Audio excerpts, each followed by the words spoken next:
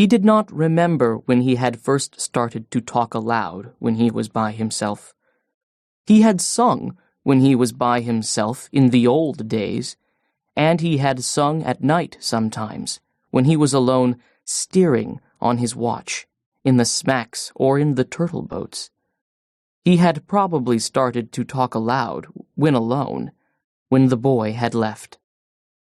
But he did not remember. When he and the boy fished together, they usually spoke only when it was necessary. They talked at night, or when they were storm-bound by bad weather.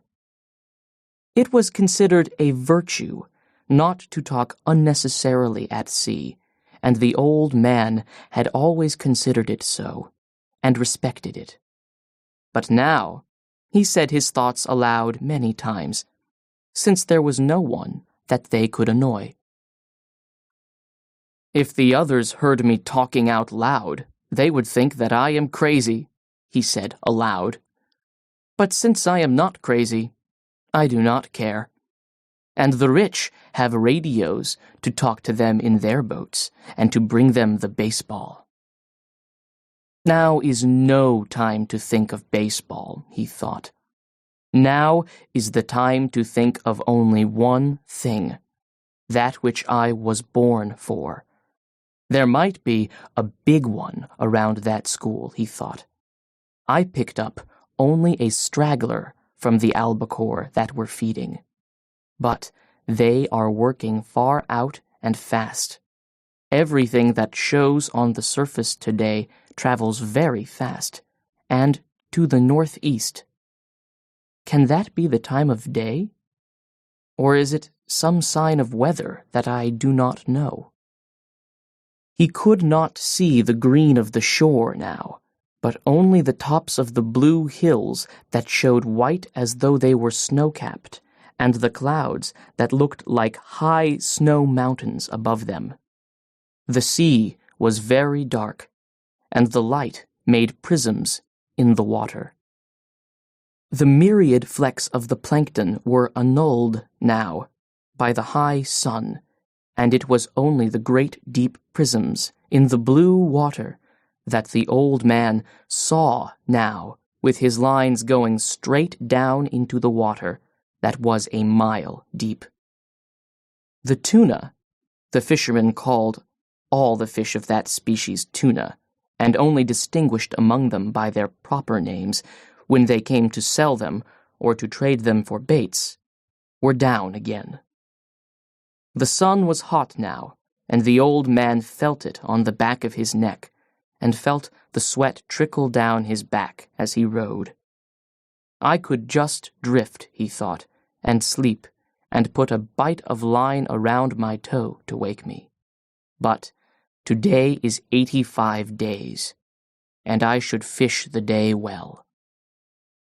Just then, watching his lines, he saw one of the projecting green sticks dip sharply. "Yes," he said, "yes," and shipped his oars without bumping the boat.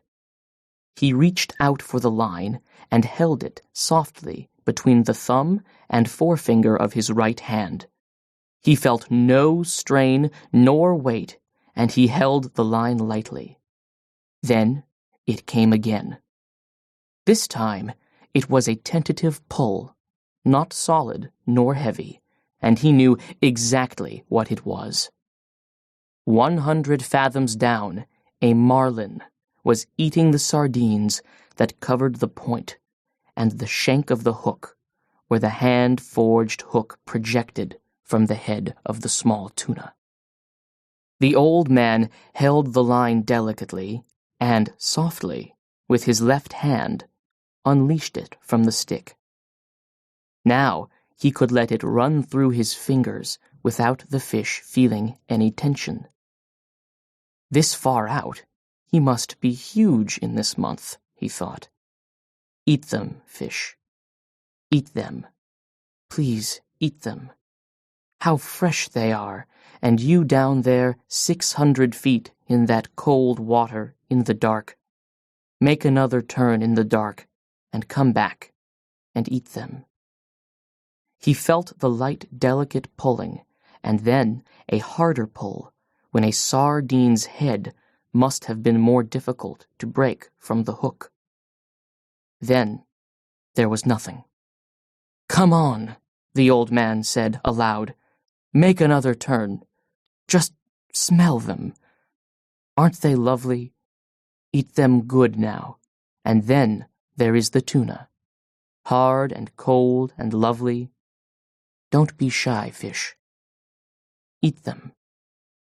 He waited with the line between his thumb and his finger, watching it and the other lines at the same time, for the fish might have swum up or down. Then came the same delicate pulling touch again. "He'll take it," the old man said aloud. "God, help him to take it." He did not take it, though. He was gone, and the old man felt nothing. "He can't have gone," he said. "Christ knows he can't have gone. He's making a turn. Maybe he has been hooked before, and he remembers something of it." Then he felt the gentle touch on the line, and he was happy. "It was only his turn," he said. "He'll take it." He was happy, feeling the gentle pulling, and then he felt something hard and unbelievably heavy. It was the weight of the fish, and he let the line slip, down, down, down, unrolling off the first of the 2 reserve coils. As it went down, slipping lightly through the old man's fingers, he still could feel the great weight, though the pressure of his thumb and finger were almost imperceptible.